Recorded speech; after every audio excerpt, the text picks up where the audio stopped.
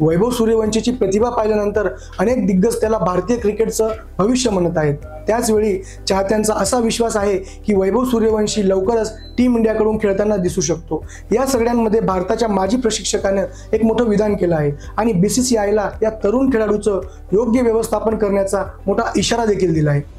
बिहारचा युवा फलंदाज वैभव सूर्यवंशी याने वयाच्या अवघ्या 14व्या वर्षी स्वतःची एक वेगळी ओळख निर्माण केली आहे। तो अलीकडेच IPL मध्ये सर्वात जलद शतक करणारा भारतीय फलंदाज बनला आहे। वैभव सूर्यवंशीची प्रतिभा पाहिल्यानंतर अनेक दिग्गज त्याला भारतीय क्रिकेटचं भविष्य म्हणत आहेत। त्याचवेळी चाहत्यांचा असा विश्वास आहे की वैभव सूर्यवंशी लवकरच टीम इंडियाकडून खेळताना दिसू शकतो। या सगळ्यांमध्ये भारताच्या माजी प्रशिक्षकाने एक मोठं विधान केलं आहे आणि बीसीसीआयला या तरुण खेळाडूचं योग्य व्यवस्थापन करण्याचा मोठा इशारा देखील दिला आहे। वैभव सूर्यवंशीने आपल्या फलंदाजीने सर्वांना वेड लावलाय। या खेळाडूने माजी भारतीय प्रशिक्षक ग्रेग चॅपल यांचं देखील लक्ष वेधलं आहे। तथापि ग्रेग चॅपल यांनी वैभवबद्दल बीसीसीआयला इशारा देखील दिलाय। बीसीसीआयला वैभवला योग्य पद्धतीने हाताळावं लागेल असं चॅपल यांनी म्हटलंय। चॅपल म्हणतात की भारताने यापूर्वी सचिन तेंडुलकर, विनोद कांबळी आणि पृथ्वी शॉ सारख्या तरुण क्रिकेटपटूंना लहान वयात मोठं नाव कमवताना पाहिलं, पण विनोद कांबळी आणि पृथ्वी शॉ यांचं करिअर लवकरच रुळावरून घसरलं।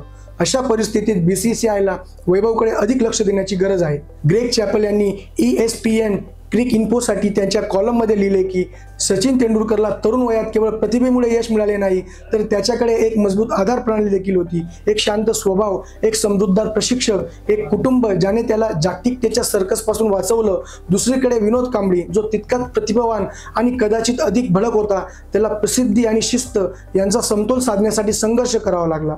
पृथ्वी शॉ हा आणखी एक खेळाडू आहे जो बाहेर पडला आहे, पण तरीही तो पुन्हा वरच्या स्थानावर पोहोचू शकतो। खरं तर विनोद कांबळे आणि पृथ्वी शॉ एकेकाळी भारतीय क्रिकेटचे भविष्य मानले जात होते, परंतु अल्पावधीतच ते भरकटल्याचं दिसून आलं।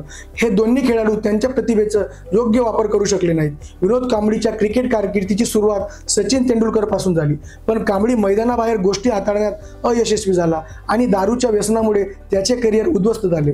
पृथ्वी शॉनेही खूप कमी वयात भारतासाठी तिन्ही फॉर्मॅटमध्ये पदार्पण केले, पण सध्या तो वरिष्ठ संघाच्या योजनांमध्ये कुठेही नाही। वादांमुळे पृथ्वी शॉची बरीच चर्चा झाली आहे। Subscribe to One India and never miss an update.